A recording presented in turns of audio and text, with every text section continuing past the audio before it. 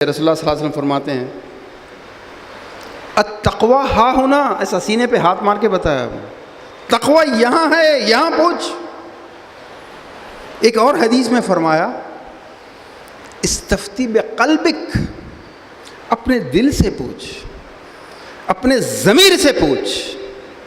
ہم نے ضمیر سے نہیں پوچھا بلکہ اپنے فلسفے ضمیر کو سنا کر، اپنے فلسفے ضمیر کو پیش کر کے خود مطمئن ہو گئے کہ بھائی جس کی جو استطاعت ہے کرنا چاہیے۔ کتنا مزہ آتا ہے نا۔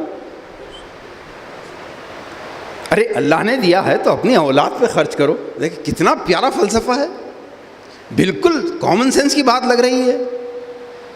ارے بچی کا نام ہوگا، بچی خوش تو رہے گی، اگر کوئی خوشی سے دے رہا ہے ایکسیپٹ کرنا چاہیے نا۔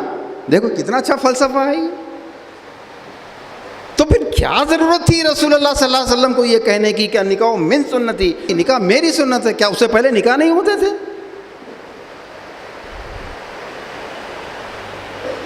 ہم نے اپنے ضمیر کو کبھی مولانا کے فتوے سے، کبھی مفتی صاحب کے فتوے سے، کبھی ہمارے خاندان کے بزرگ،